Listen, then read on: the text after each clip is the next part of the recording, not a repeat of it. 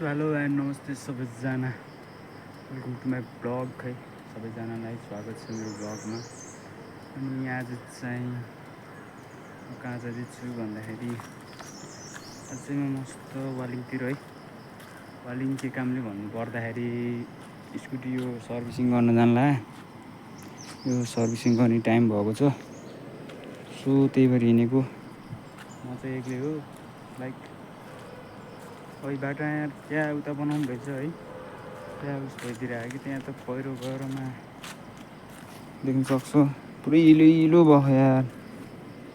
त्यो पहिरोमा कस्तो लिएर आयो यारमा, तल नि सक्छ हिलो भएमा। कसरी लाने अब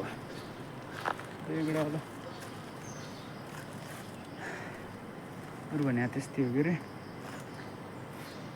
हेरौँला आजको दिन स्कुटीमा के कसो लाग्छ है, के कति खर्च लाग्छ, सर्भिसिङ चार्ज कति टाइम लाग्छ, के हो यो फुल्ली डिटेल दिनेछु। स्टे ट्युन भन्दै खै गएर भेटौँला है त। पैसा